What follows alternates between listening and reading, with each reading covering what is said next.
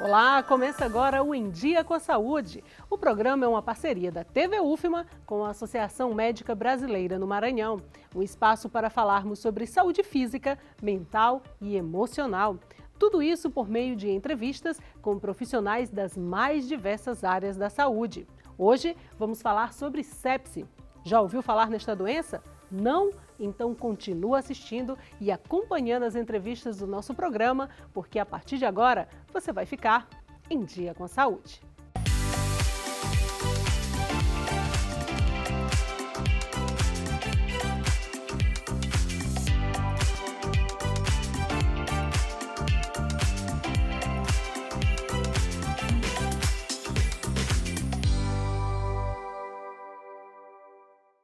A sepse é uma doença grave provocada por uma infecção, o que acaba gerando um processo inflamatório acentuado, com sintomas como queda de pressão e até mesmo falência de órgãos. No Brasil, a sepse é responsável por aproximadamente 25% das internações nos leitos de UTIs e uma das principais causas de mortalidade hospitalar. Para sabermos um pouco mais sobre causas e tratamentos dessa doença, eu converso agora com o médico intensivista Anselmo Alves de Souza. Seja muito bem-vindo ao Em Dia com a Saúde, doutor. Obrigado, Luciano. Nós vamos falar sobre um assunto interessante, muito interessante, mas que tem um nome também não tão conhecido para as pessoas leigas, sepse. Eu queria que o senhor explicasse para a gente o que é sepse. Na verdade, sepse é uma síndrome, que é um conjunto de sinais e sintomas decorrente de uma resposta inflamatória acentuada a um processo infeccioso, onde o nosso sistema de defesa ele faz uma resposta exacerbada que acaba levando a uma disfunção de outros órgãos, como o cérebro, o pulmão, o coração, os rins. Então, qualquer órgão pode ser afetado decorrente da sepse. E em que casos a sepse pode acontecer? Na verdade, qualquer infecção pode levar a sepse. Tanto uma pneumonia, uma infecção urinária, uma infecção gastrointestinal pode levar a esse processo conhecido como sepse. A sepse é um processo inflamatório e todo o processo inflamatório ele tem as mesmas características?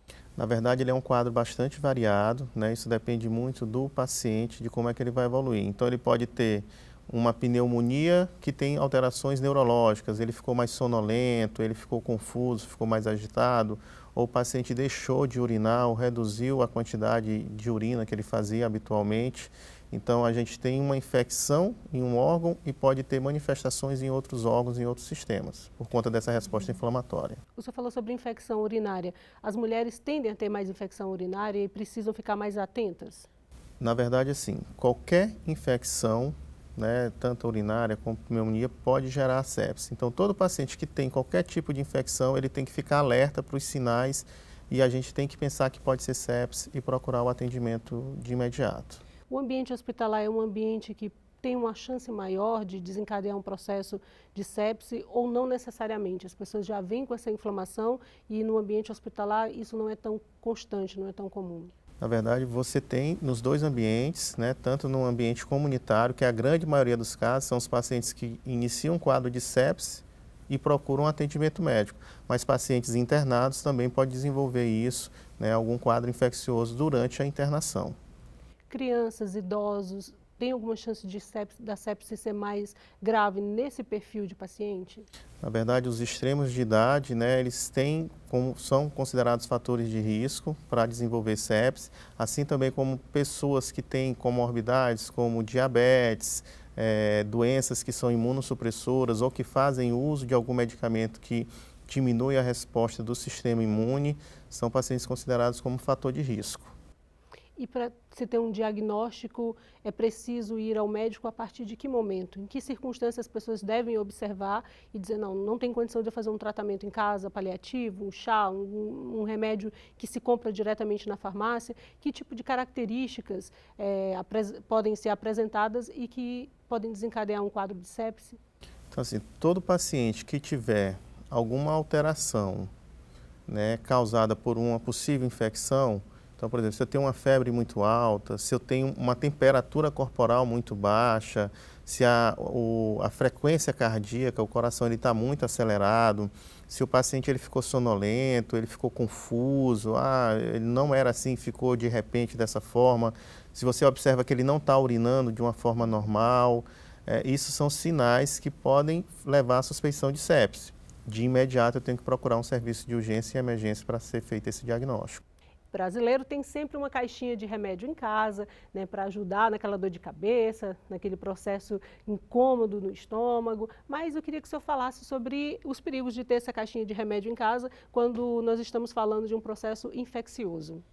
Na verdade, é retardar o atendimento adequado, né? Então, quando você pega em casa lá e toma um antibiótico por conta própria, não, vou esperar até amanhã, vou esperar daqui a 2 dias para procurar o atendimento, você está retardando esse atendimento adequado e isso aumenta a taxa de mortalidade nesses pacientes com sepse. Que é alta no Brasil? Elevada, é uma das principais causas de óbito, né, no nosso país e no mundo também. O senhor falou sobre processo infeccioso, inflamatório.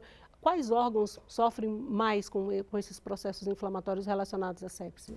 Então, assim, geralmente a gente vai ter disfunção neurológica, né? O paciente ele fica confuso, ele fica sonolento, a gente vai ter problema renal, o rim deixa de funcionar, chegando até o ponto, em alguns casos, de precisar de hemodiálise. Você tem disfunção também no sistema gastrointestinal, você tem disfunção pulmonar grave. Então, assim, qualquer parte do nosso corpo ele pode ser afetado, a parte da coagulação também, o paciente tem uma chance maior de tanto ter sangramentos quanto ter eventos trombóticos. Então, qualquer parte, qualquer sistema do nosso corpo ele pode ser afetado durante um quadro de sepse. E a sepse tem grau? Tem a mais grave, a não tão grave, ou todo quadro de sepse é um caso grave? Sepse é sempre grave. Tem algumas situações onde o paciente ele evolui para um estado de choque séptico, que aí é uma forma mais grave da doença, que requer um suporte intensivo maior. Mas qualquer forma de sepse é grave. Muitas vezes, ao buscar um atendimento de urgência, é solicitado um hemograma. Esse hemograma necessariamente está relacionado ao diagnóstico de sepse? É preciso fazer algum tipo de exame? A gente tem alguns exames que são feitos, né, que a gente chama de protocolo sepse. O hemograma é um deles porque ele vai estar associado, tem alterações que vão estar associadas a algum quadro infeccioso, principalmente bacteriano.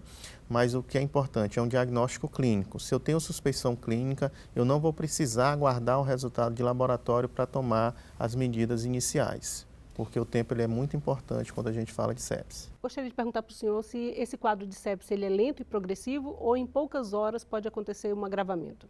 Então, assim, a gente tem uma variedade muito grande de apresentação dos casos clínicos, onde desde um quadro iniciado a poucas horas, assim também como um quadro mais arrastado, de dias de evolução. Então, isso depende muito da virulência do germe que está provocando esse quadro infeccioso e da resposta do paciente a esse processo infeccioso. E quais os riscos de um tratamento tardio?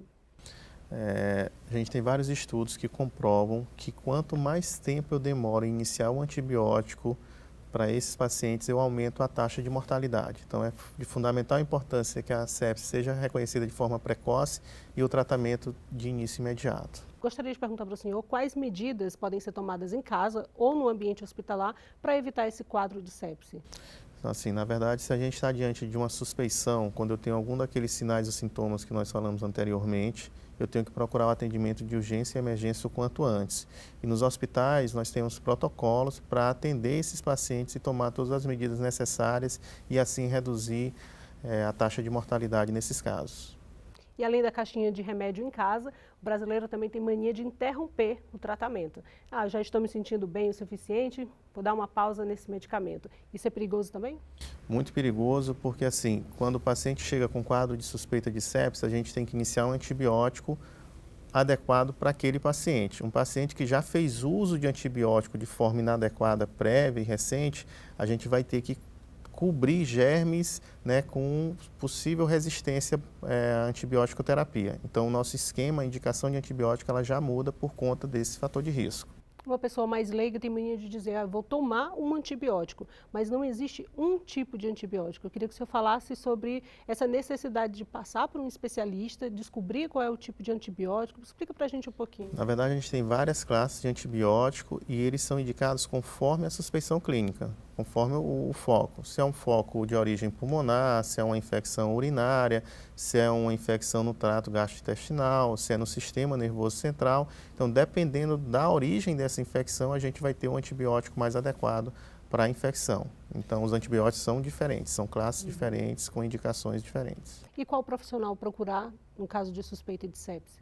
Serviço de urgência e emergência. Lá vai ter um serviço médico com protocolos adequados para iniciar o atendimento e esse paciente posteriormente vai ser transferido para a unidade de terapia intensiva, onde ele vai ter um sistema de monitorização contínua, de reavaliação, para dar todo o suporte necessário, principalmente nas primeiras horas para esse paciente. Muita coisa interessante até agora, mas eu gostaria de perguntar para o senhor se o senhor tem alguma recomendação, alguma outra orientação para dar para o nosso telespectador.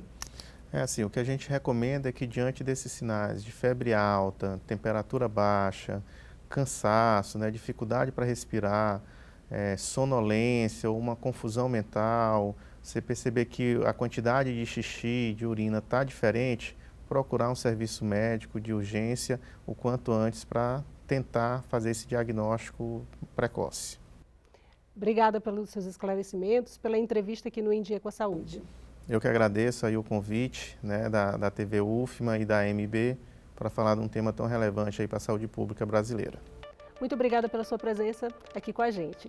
O Em Dia com a Saúde de hoje fica por aqui. Lembrando que você pode mandar dúvidas ou sugestões para o endereço que aparece aqui na sua tela. E a gente volta no próximo programa com mais um tema que vai deixar você em dia com a saúde. Até lá!